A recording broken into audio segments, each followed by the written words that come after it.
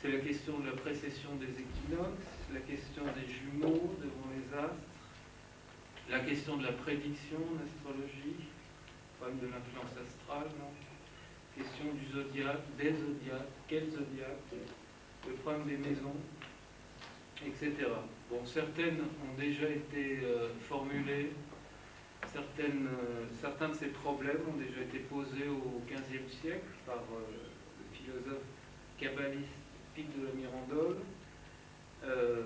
posés à ses collègues astrologues italiens, astrologues philosophes italiens, Marsil Ficin, son aîné de 30 ans, et Pietro Pomponazzi, notamment. Bon. Alors, avant tout, de quelle astrologie on parle? Bon, il y a une multiplicité d'astrologie. L'astrologie se présente, astrologie et modernité, l'astrologie se présente aujourd'hui comme un phénomène pluriel. On entend par astrologie différentes formes et écoles d'astrologie, que ce soit l'astrologie occidentale, l'astrologie chinoise, on a plus ou moins entendu parler de l'astrologie arabe, de l'astrologie indienne, aztèque, celtique ou pseudo-celtique, et il y en a d'autres. Bon, ça pose des problèmes parce que toutes ces astrologies-là ne se réfèrent pas aux mêmes facteurs, ne se réfèrent pas aux mêmes zodiaques et ne fonctionnent pas avec les mêmes concepts, avec les mêmes symboles, avec les mêmes facteurs. Bon, l'astrologie chinoise, par exemple, on sait que c'est un cycle de 12 années, que chaque année, vous avez un signe différent, le rat, le dragon, le chat.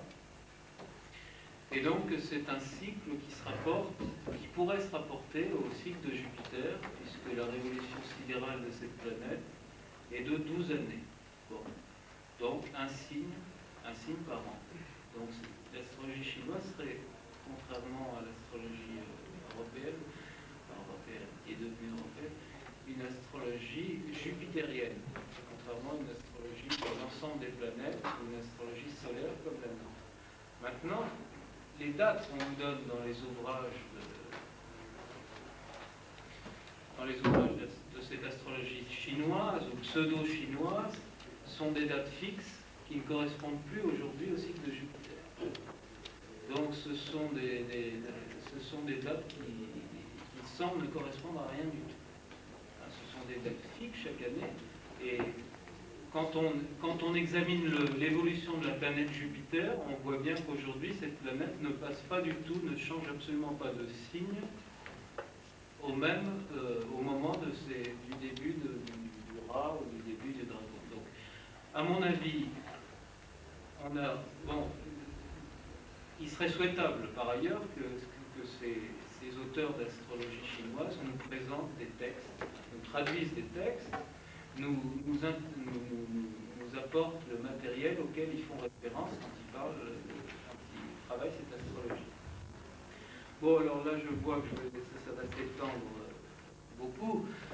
L'astrologie indienne, vous savez que c'est une astrologie qui valorise beaucoup la Lune, la position de la Lune dans les signes, donc c'est une astrologie encore légèrement différente de nous, qui fait, nous on dit quelqu'un est Capricorne, quelqu'un est Verseau, ça veut dire, on pense d'abord au signe solaire, quelquefois au signe ascendant. Mais pour les Indiens, Indo-Indiens, l'astrologie indienne est une astrologie d'abord de la Lune. C'est le facteur essentiel, le signe de la Lune et le signe de Lune. Bon, là, encore une divergence. Il y a une certaine astrologie arabe dont on a parlé dans certains traités qui fait appel à 4 signes. Le signe de naissance, le signe de la ville dans laquelle vous vivez, le signe de la profession des parents et le signe de votre profession à vous. Alors vous avez 4 signes arabes. Et ce sont des armes en astrologie arabe. Vous êtes arc, vous êtes... Bon, ça peut être intéressant parce que si on a lu Ptolémée, on voit qu'il y a chez Ptolémée 4 facteurs de conditionnement. L'hérédité, l'astral, le milieu social et le facteur tellurique, l'influence du sol, du climat, de l'endroit où vous vivez. C'est le 4e facteur. Donc on voit que cette astrologie-là récupère à l'intérieur de son discours ces 4 facteurs. Donc ça peut être quelque chose d'intéressant, peut-être à exploiter. Mais vous voyez, il y a encore, c'est pas la même astrologie. J'ai lu quelque part, je crois que c'est un ouvrage aux éditions Sand, une astrologie pseudo-néo-celtique. Je ne sais pas d'où ça vient. Vous avez ici 36 signes, hein, 36 constellations auxquelles on associe des arbres. Par exemple, du 27 décembre au 5 janvier, vous êtes aigle-frêne. Je ne sais pas si quelqu'un est aigle-frêne dans la salle. Du 6 janvier au 14 janvier, vous êtes flèche-prunier, par exemple, la constellation de la flèche et l'arbre du prunier. Et du 15 janvier, j'ai tapé là dans les Capricornes, du 15 janvier au 24 janvier, vous êtes constellation du signe pommier. Alors vous voyez, ça c'est intéressant. Ça ressemble à nos 12 signes par tranche, par décan. Hein. C'est 36 signes associés à des arbres. Mais alors là, ce qui est amusant, c'est que ces dates ne correspondent, le 27 décembre, le 5 janvier, ça ne correspond à rien du tout, à aucun signe. Alors bon. Et les Celtes ont été très loin. Vous savez à quoi ça alors, correspond? non, je ne sais pas, mais il faut regarder ce que c'est les Celtes. Il faut peut-être regarder très près ce que disent les sectes, mais si on possède encore quelque chose de ce qui est moins sûr. Bon, donc tout ça pour dire qu'il y a plusieurs types d'astrologie qui sont très différentes dans leur structure.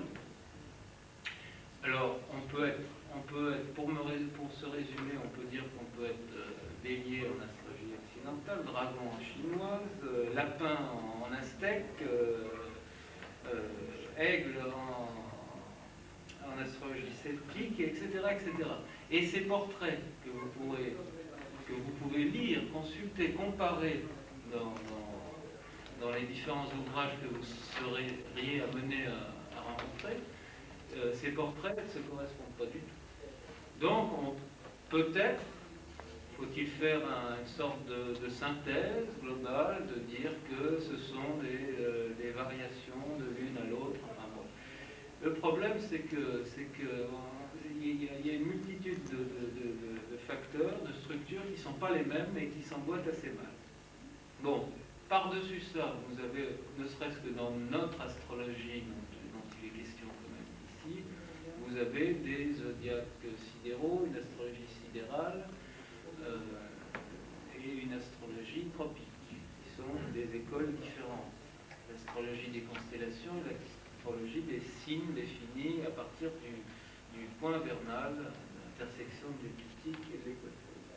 Vous avez aussi des astrologies qui interviennent en introduisant d'autres facteurs, des facteurs étrangers, je veux dire, à la stricte astrologie, par exemple, l'astrologie karmique.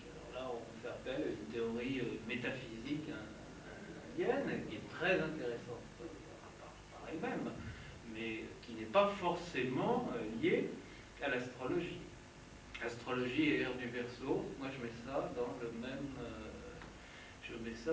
panier. L'ère du Verseau, c'est lié aux constellations, c'est lié à une astrologie sidérale qui a ses présupposés, et ce sont des cycles qui alors ça c'est un grave problème, et j'aimerais bien que d'autres intervenants qu'on en discute. Savoir si vous parlez pour des amateurs ou pour des astrologues. Comment? Est-ce que vous parlez pour des amateurs ou pour des astrologues? Pour les deux. L'ère du Verseau, bon, moi je considère qu'une astrologie, par opposition à M. Changeux, je ne tiens compte que des facteurs réels en astrologie, que des planètes qui existent comme facteurs physiques effectifs, c'est-à-dire le Soleil, la Lune, Mercure, Vénus, Mars, éventuellement Cérès et quelques astéroïdes, mais comme elles sont 2000 ou 3000, vous en avez dans tous les degrés du zodiaque, donc vous pouvez être influencé dans votre thème natal par n'importe quel degré du zodiaque, puisque vous y trouverez toujours une astéroïde en cherchant bien. les astéroïdes Jupiter, Saturne, Uranus, Neptune, Pluton. Point. Pas de tête, part de fortune du dragon, part de fortune, lune noire, soleil noir, etc. Bon, on tient compte dans ce type d'approche, et on nous a mis en vis-à-vis au moins pour cette raison, qui est une très bonne raison. Nous, on ne tient compte que des facteurs réels, des facteurs physiques. Donc à partir de là, l'ère du Verseau, pour nous, ça n'a aucun sens.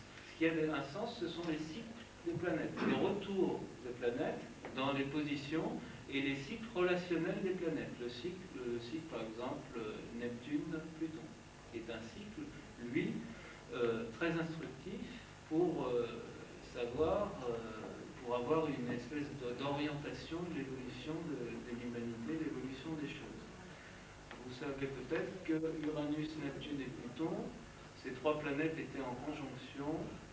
La dernière conjonction de ces trois planètes, c'était pas en 1984, 8, pas en 1991, mais c'était au 6e siècle avant Jésus-Christ.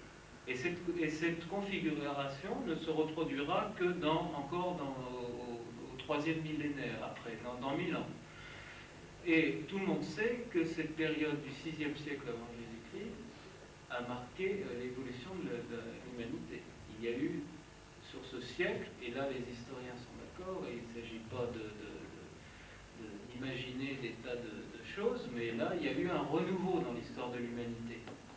Zoroastre en Perse, les prophètes hébreux, Pythagore, la naissance de la philosophie grecque, Pythagore, Héraclite et toute la bande, Lao Tzu et Confucius en Chine, Bouddha, Mahavira, Gosala, enfin tous les écoles hindoues de la même époque. Tout ça, ça s'est passé 6e siècle, 5e siècle avant Jésus-Christ, à peu près simultanément partout dans le monde.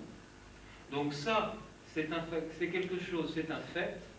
Et cette conjonction Uranus-Neptune-Pluton, c'est un fait aussi. Elle ne se reproduira que dans 3000 ans. Par ailleurs, l'opposition entre ces mêmes planètes, c'est-à-dire la conjonction Neptune-Pluton opposée à Uranus, s'est produite en l'an 1399, soit le début de la Renaissance. Bon, ces deux dates, 6e siècle avant Jésus-Christ, 15e siècle, sont les dates qui sont d'une manière commune acceptées par les historiens comme les grands moments de l'humanité. Le 6e siècle, la Renaissance. Bon, et bien ça c'est fondé sur des cycles simples, il n'y a pas d'ère de Verseau, il n'y a rien de tout ça, et l'ère du Verseau elle est entre, elle n'est pas du tout, elle est derrière, elle est à côté, mais ça c'est des cycles planétaires que vous pouvez calculer avec vos éphémérides, si elles remontent assez loin ou avec vos ordinateurs, je ne sais pas, et ce sont des choses absolument nettes. Bon, donc tout ça pour dire que moi je me demande si cette floraison, cet afflux, pour aller un peu dans le sens d'Albron, quand il parlait tout à l'heure de je ne sais plus quelle astrologie et décadence, moi je me demande si cette floraison justement n'est pas le signe d'une, comme à l'époque romaine, une sorte de dégénérescence, de décadence, de montée d'une nouvelle superstition, une nouvelle irrationalité, et pas du tout le signe d'un renouveau. Parce qu'à l'époque romaine, ça a été l'époque où l'astrologie a été le plus développée, et c'est l'époque où elle a été c'est une civilisation où elle n'a pas été brillante du tout, où les Romains n'ont pratiquement rien inventé, rien trouvé, ni en philosophie d'ailleurs. Et cette période-là correspond, d'engouement comme ça, populaire ou autre, correspondent à une sorte de dégénérescence. On ne choisit pas son époque. Bon, mais le phénomène est complexe. Hein. Il est plus complexe que ça. Les hommes font leur époque aussi. Ça tient aux astrologues de ne pas dégénérer dans la dégénérescence de l'époque. Bien entendu. Il n'y a pas de fatalité. Et bon, il faut savoir distinguer au sein de ce magma l'apport fécondant de la masse envahissante du chien d'an. Bon, alors là, je vous ai lu finalement, j'arrive très bien à parler sans méthode. Je vous ai dit qu'une petite demi-page, je crois que vous en avez assez. Et le reste, je garde. Enfin, je souhaiterais qu'on va parler de tout ça, d'ailleurs. On va parler de tout ça dans le colloque. d'autre chose. On va parler de tout ça. Non, mais là, même maintenant, pour maintenant. Mais tout à l'heure, ça c'est une petite chose technique enfin, vous parlez de l'astrologie chinoise, vous dites ça revient à date fixe. Il ne me semblait pas que ça revenait à date fixe. C'est jamais la même date au début de l'année, le démarrage de l'année chinoise, non? Oui, mais je disais que ces dates ne correspondaient pas à l'entrée de Jupiter dans des signes effectifs. Non, sans doute, oui, mais c'est pas la même date chaque année. Non, bah, grosso modo, c'est un système de calendrier, mais c'est assez régulier. Début janvier, début février, c'est jamais vu. Ça reste toujours dans ces eaux-là. Ah ben oui. Oui, forcément. Enfin, c'est sûr que ça ne suit pas forcément les équilibres. Bah oui, parce que le cycle de Jupiter, il ne commence pas toujours en janvier-février. Non, non. Le changement de cycle de Jupiter ne commence pas toujours en janvier. Mais si on essaie d'avoir une vision globale, une vision d'ensemble sur ces astrologies, et qu'on veut faire de l'astrologie chinoise une astrologie jupitérienne, il faudrait bien qu'elle corresponde au cycle de Jupiter quelque part. C'est tout ce que je voulais dire. Et je pense que moi, je n'ai jamais rencontré dans les ouvrages d'astrologie chinoise des documents traduits du chinois. C'est ça qui m'intéresse. Il y en a peut-être. Si je peux me permettre, bon, il y a deux choses là. En fait, on a associé les 12 ans, ça a fait référence à nous immédiatement au cycle de Jupiter. En fait, ce n'est pas le cas, puisque les Chinois étaient obligés d'inventer un deuxième Jupiter qui tournerait dans l'autre sens pour un petit peu rétablir une harmonie de cosmogonie. Ce sont des gens très c'est une culture très formaliste qui décode d'abord et qui ensuite essaie de faire coller les faits. Et en fait, ces 12 signes, d'après ce que j'en connais moi, ça correspond à leur théorie des 12 rameaux célestes et des 10, c'est plus des rameaux, je ne sais plus ce que c'est, des 10 arbres terrestres, et ce sont des combinaisons entre ces deux niveaux du ciel et de la terre. Et les 12, c'est je veux dire, c'est un cycle de 60 ans. Oui, c'est ça. 12, 10, c'est qui. Il n'y a pas de fondement astronomique, à ma connaissance. Il n'y a pas de fondement astronomique. Et là, je vous recommande, si ça vous intéresse, il y a un très bon bouquin, c'est le bouquin de Jean-Yves de Kermadec sur l'astrologie chinoise. C'est le seul qui ait fait un ouvrage vraiment sérieux. Voilà. Et autrement, je vais faire un article dans l'astrologie pratique, on fait de la pub pour l'astrologie pratique, qui faisait le tour un peu sur ce que c'était que l'astrologie chinoise, justement qui n'est pas une astrologie. C'est un symbolisme. C'est un symbolisme. Oui, mais alors je trouve qu'il y a un meilleur symbolisme chez les Chinois, c'est le Yi. Ah oui, tout à fait. Qui est bien au-delà de l'astrologie chinoise. Moi, je voudrais revenir sur les observations qu'avait fait Hervé Guinard concernant mon opposition entre astrologie structurale et astrologie conditionnaliste.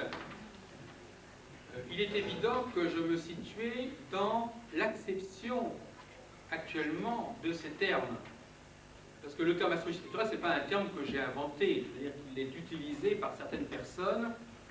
Il ne faut jamais s'imaginer que le nom d'une école va définir le contenu de cette école. On ne peut pas deviner ce qu'il y a derrière l'astrologie conditionnaliste uniquement en disant c'est astrologie conditionnaliste, donc par déduction, puisque ça s'appelle comme ça, de même que l'astrologie structurale, le mot ne veut rien dire en lui-même. Donc je renvoyais aux idées qui étaient placées là, derrière ces concepts, et non pas les mots eux-mêmes qui sont des mots qui sont là uniquement pour désigner des spécificités. Donc il est évident qu'en effet, il y a bien entendu, mais tu parlais d'astrologie structurale en faisant une relation avec la lecture de textes X. Oui, d'une certaine manière, même si effectivement chez les conditionnalistes, il n'est pas exclu en aucune façon qu'ils aillent lire Kepler ou qu'ils aillent lire Ptolémée, néanmoins leur dépendance par rapport au texte traditionnel est plus faible, nettement moins déterminante que chez les astrologues structuralistes du type Neuroman qui, eux, prennent la tradition pour argent comptant, en quelque sorte, et essaient simplement de la restaurer, de la rationaliser, de la rendre un peu plus cohérente. C'est-à-dire qu'il y a des questions de degré de rapport au texte qui sont quand même assez évidents. Et donc là aussi, on peut faire dire n'importe quoi. Il est bien évident que c'est une question de degré, une question d'importance relative à l'ensemble des informations. Bon, le cas, par exemple, le plus intéressant, c'est la question des domiciles des planètes, qui, chez les astrologues structuralistes, enfin, le mot n'est pas tellement valable, chez les partisans de l'astrologie structurale, et j'englobe par là, donc, tout un ensemble de personnes, bon, je dirais Donné-Roman, Carteret, Duchossois, etc., le rôle de cette théorie des domiciles est absolument central dans leur réflexion sur le zodiaque, dans leur psychologie des signes, dans leur mécanisme même de la consultation, il est central. Bon, en revanche, chez les conditionnalistes, le moins qu'on puisse dire, c'est qu'il est accepté sous bénéfice d'inventaire, et c'est même beaucoup dire cela. C'est-à-dire qu'en fin de compte, il n'est même pas, a priori, véritablement accepté. C'est une grosse faiblesse du conditionnalisme. Oui, je sais, d'ailleurs. Tout comme la théorie des maisons, qui est très mal... Le Sori, tu n'es pas tellement intéressé, pas être d'accord avec la vision Sori des maisons chez les conditionnalistes. J'entends Sori, bon, j'entends pas le Sori de la même façon que, donc c'est une question de terme. C'est plus une question de terminologie, c'est une question de fond. Mais chez les astrologues... Je ne sais pas si ici beaucoup de gens connaissent le Sori. Ouais, là, je crois qu'il faudrait mieux que... Oui. Des explications avant de parler. Oui, il faudrait peut-être... Oui, d'accord. Mais de toute façon, on a prévu des discussions sur les maisons. Mais c'est le nom du lapin que Jean-Pierre Nicolas avait donné à un de ses lapins. Il avait appelé Sori. Avant d'avoir trouvé son... Non, non. Oui, après. D'accord. Mais il ne faut pas non plus oublier que de même qu'il y a différents astrologues conditionnalistes, tous les astrologues qui font partie de l'astrologie structurale ne sont absolument pas à mettre dans le même sac. Il ne faut pas non plus faire dire qu'il n'y a qu'une seule façon de faire l'astrologie structurale ou une seule façon de faire l'astrologie conditionnaliste. Alors, je crois que tu es bien placé pour le savoir. Bon. Alors, cela dit, en ce qui concerne le problème du symbolisme, moi, disons qu'effectivement, cette opposition me paraît, en réalité, vue de Sirius, beaucoup moins évidente que je ne l'ai exprimée. J'ai toujours dit, d'ailleurs, mon sentiment sur l'astrologie conditionnaliste, j'ai toujours pensé qu'en fin de compte, c'était une astrologie structurale ou symboliste qui ne voulait pas dire son nom. Je veux dire par là que c'était une façon de reformuler, au fond, les grandes idées, les grands concepts de l'astrologie, les aspects, les maisons, les signes, etc., en utilisant un autre type d'argumentation et de référentiel que l'astrologie structurale, mais qu'en fin de compte, comme par hasard, on retombait à peu près sur la même chose. Donc je me suis toujours demandé comment...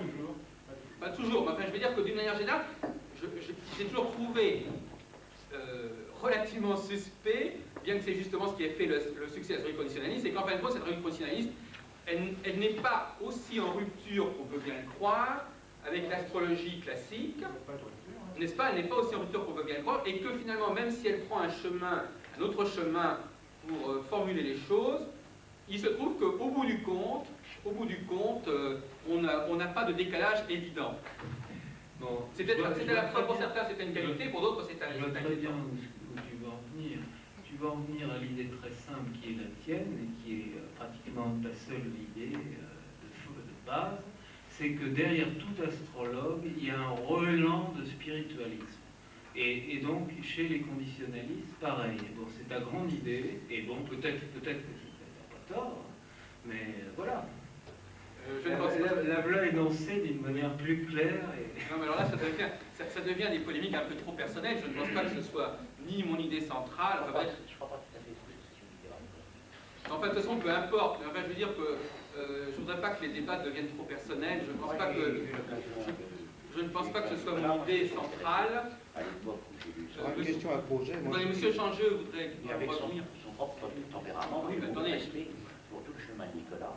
Et effectivement, l'approche psychologique avec les personnes n'est pas du tout en rupture avec le règne et tout ça, avec, si vous voulez,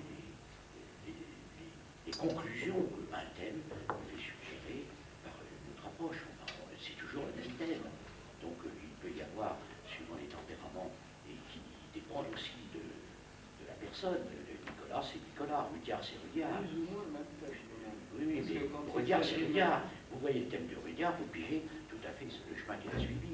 Vous voyez le thème de Nicolas, je ne peux pas le prononcer, mais enfin, je pense qu'il a un bon sens taureau, la terre c'est la terre, etc. Et moi je crois que c'est ça qui est formidable, c'est que l'astrologie, le thème peut être vecteur porteur, j'allais dire, d'une méthodologie qui, sans exclure que les conclusions vont vers le même but, passe par des cris différents. Et ça, c'est tout à l'honneur de Nicolas, surtout à une époque où il y a une espèce de comment dirais-je, de confusion symbolique, ou par l'analogie non maîtrisée, qui n'a aucun rapport avec l'analogie maîtrisée, c'est-à-dire quand il y a une logique de l'analogie. Mais l'analogie, on arrive à faire dire tout à tout.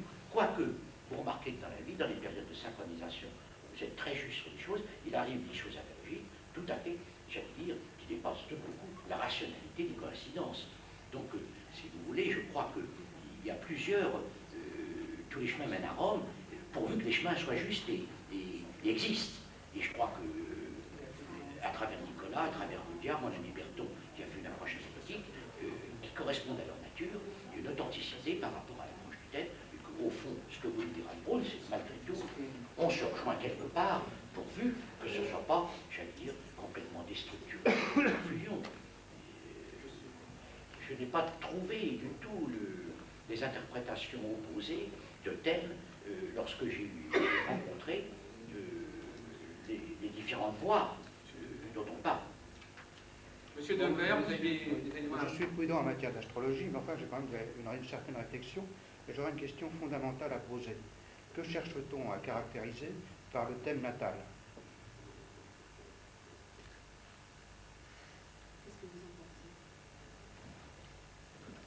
Ça a l'air de provoquer un C'est une bonne question. Qu'est-ce que le thème natal?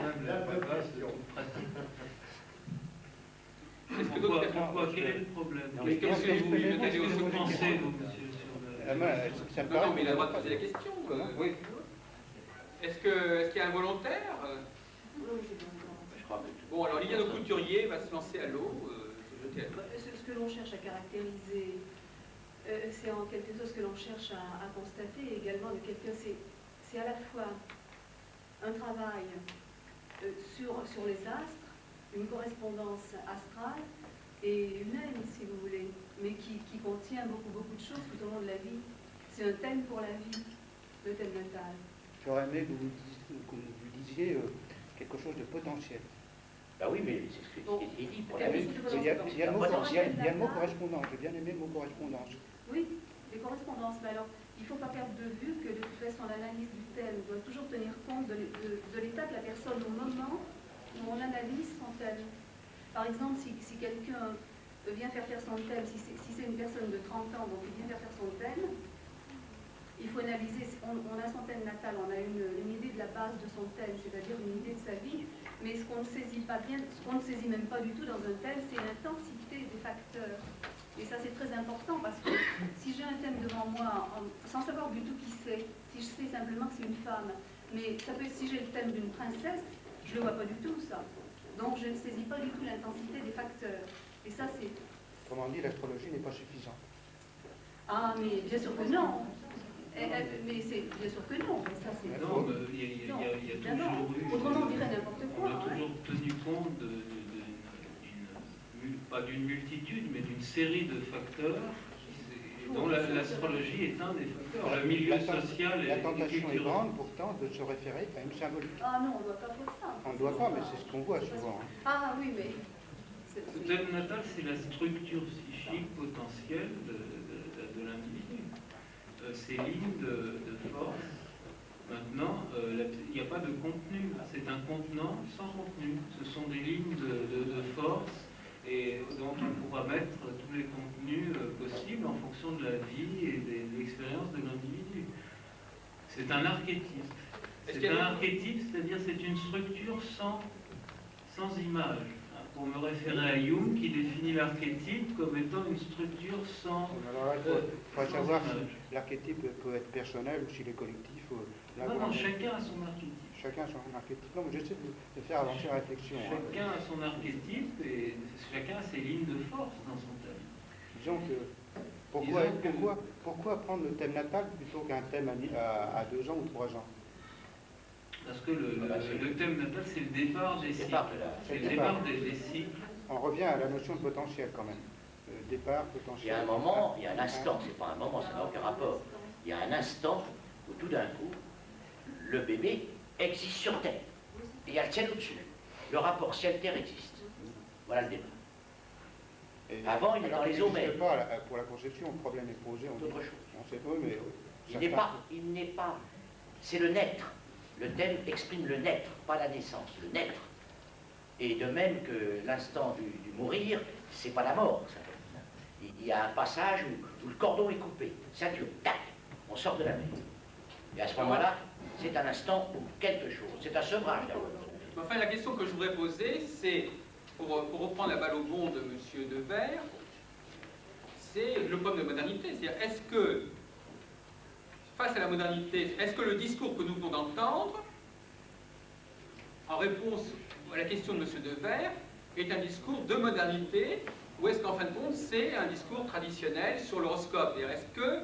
Est-ce qu'il y a là un effort de reformulation au niveau de la modernité? Moi, justement, je pense qu'il faudrait abandonner un certain discours. Je crois que de toute façon, la modernité pose un double problème, ce qu'il faut abandonner et ce qu'il faut intégrer. Qu'est-ce qu'il faut? De quoi peut-il se délester pour entrer dans la modernité? Il y a peut-être des choses qui sont un peu vieillottes, qui nous empêchent d'entrer dans la modernité, et en revanche, il y en a d'autres qu'il faut effectivement assumer et intégrer. Et là, effectivement, les discussions que nous avons sur la question justement du thème natal, il faut essayer toujours de se poser la question de savoir quelle est la modernité du discours. Alors moi, par exemple, par rapport à cette question, voilà comment j'aurais répondu. J'aurais dit que le thème natal, c'est le lieu de la communication entre l'astrologue et son client, par exemple. C'est-à-dire que c'est l'alibi, en quelque sorte, de la consultation. Si c'est la souffrance, quelle est la dialectique de la joie, de la conquête possible? En d'autres termes, si vous n'avez pas une dialectique dans votre expression, si tout d'un coup vous parlez de la difficulté sans dialectiser le sens d'une victoire possible, si d'autre part vous déchargez en étant robot extérieur, la personne de sa responsabilité, comme s'il y avait une voie fatale, et puis qu'il y avait un homme plein de pouvoir qui pouvait lui dire voilà à quelle date vous allez réussir, et avant vous n'avez rien à faire, évidemment c'est de la folie. Donc l'astrologie, c'est une grande histoire. Moi je ne crois pas du tout que c'est un vecteur porteur secondaire dans la connaissance de l'homme. Je considère que c'est un vecteur considérable, mais évidemment, comme dit Heilbronn, comme dit M. etc., il faut voir de quelle astrologie on parle, comment on le vit. Et Heilbronn vient de faire ressortir que la question de l'astrologue est très importante, il faut en parler. Bon, il nous reste... Enfin, ça n'est pas forcément l'informatique. C'est-à-dire que là, le fait que l'astrologie rentre dans la modernité ne signifie pas forcément qu'elle va se transformer en une espèce de machine et de discours complètement automatisé. Il est possible que justement, entrer dans la modernité pour l'astrologie, c'est davantage se rapprocher des sciences humaines et s'éloigner des sciences exactes. Parce que finalement, cette espèce de fascination et de mirage d'une astrologie qui serait une sorte de science humaine exacte, de science humaine mathématique, d'une algèbre de l'âme, ça pose, l'expression d'ailleurs qui est chère à Rudyard, je crois, ça pose des problèmes, n'est-ce pas? Est-ce que l'astrologie doit se donner cette image d'une sorte de mathématique du psychisme, ou est-ce qu'au contraire, elle doit se rapprocher des sciences humaines et par conséquent mettre l'accent sur la relation, sur la communication, sur le transfert et le contre-transfert, enfin bref, sur une durée de relation entre deux personnes qui ont des statuts différents. Moi, j'ai l'habitude de dire, par exemple, que ce qui est important chez l'astrologue, c'est qu'il soit perçu comme astrologue. Ça, c'est le point de départ. C'est-à-dire qu'on va le voir parce qu'on pense qu'il est astrologue, parce qu'il est censé avoir le savoir astrologique. Mais le fait que ce soit le point de départ de la relation ne veut pas dire que cette relation doit se réduire là. N'est-ce pas? Le commencement, c'est l'astrologie. Mais après, comment la consultation, comment la relation avec le client doit se poursuivre au cours de la consultation, au cours des séances suivantes, le suivi de la consultation, la situation post-astrologique en quelque sorte, enfin, je veux dire, il y a un problème de ça. On a l'impression qu'avec beaucoup d'astrologues savent comment commencer le processus, mais ils ne savent pas comment l'arrêter. Ce sont un peu des apprentis sorciers. C'est-à-dire qu'en fin de compte, on vient les voir au nom de l'astrologie, mais est-ce qu'ils ont beaucoup réfléchi sur les véritables motivations de ceux qui viennent les voir, sur leur véritable responsabilité, sur le véritable enjeu de la consultation, sur le véritable développement de cette consultation. Et quand on regarde la littérature astrologique sur ces sujets, on s'aperçoit qu'elle est extrêmement pauvre et qu'il y a très peu d'ouvrages où l'astrologue s'interroge véritablement sur son statut de consultant et sur les conditions de sa pratique. On est tout le temps dans le domaine de la technique, des trucs, des systèmes. Bon, là, effectivement, dans l'astrologie conditionnaliste, il semble qu'on est, notamment, dont je me souviens, on a une certaine philosophie de la consultation d'astrologie conditionnaliste, et notamment où le dialogue entre le consultant et l'astrologue est très important, du moins pour arriver à caler ou à situer ou à orienter le thème. Non? Pas plus qu'ailleurs, je croyais que c'était chez eux important. Je croyais que chez les astrologues conditionnalistes, l'information de départ à rassembler sur la personne pour la situer sociologiquement, dans son environnement, etc., était très important. Oui. Et ça, c'était peut-être... Et donc la prise en compte des facteurs extra-horoscopiques est primordiale. Oui, mais le fait de le dire, ça donne un autre éclairage à un thème. Chez des tas d'autres astrologues qui ne sont pas conditionnalistes, on trouve aussi cette pratique. Mais enfin, à l'époque, l'astrologie conditionnaliste, elle date ça fait déjà bientôt une trentaine d'années. À l'époque, il y avait des astrologues qui avaient une approche plutôt divinatoire, du genre taisez-vous, je vais vous dire tout ce que je sais à votre sujet. Bon, il est certain que ces idées de Nicolas se sont répandues, même chez ceux qui n'ont pas accepté ces théories générales sur l'astrologie, mais ils ont pu effectivement accepter ce genre de discours. Monsieur Vidal avait quelque chose à dire, non? Oui, j'aimerais savoir ce que sont les facteurs extra-horoscopiques. Parce que là... Ce sont les facteurs qui ne sont pas, pour lesquels l'influence astrale n'a pas une incidence directe. Les facteurs, j'ai fait allusion tout à l'heure à Ptolémée qui parlait des 4 déterminismes, en tout cas des 4 conditionnements. Ce sont les facteurs qui regroupent les 3 autres conditionnements. C'est-à-dire les 4 conditionnements sont, je répète, le milieu social, socio-professionnel si vous voulez, l'hérédité. Et quand vous parlez du sexe de l'individu, ça rentre dans l'hérédité. Pourquoi? Parce que à partir d'un thème natal, on ne peut pas connaître. Hein, on ne peut pas savoir si c'est un homme et une femme à partir d'un thème natal. Bon, donc ça, c'est un facteur qui fait partie de l'hérédité. Et le troisième facteur qui est très peu souvent pris en compte et qui est très très important, je pense qu'il s'agit du facteur tellurique, l'influence du sol et du climat, du lieu dans lequel vous vivez. Et les gens qui voyagent à l'étranger, loin, vivre en Afrique, en Amérique du Sud, vous vous rendez compte que vous changez. Vous changez de personnalité. Vous gardez la même idiosyncrasie de base, le même caractère de base si vous voulez, mais vous changez de tempérament.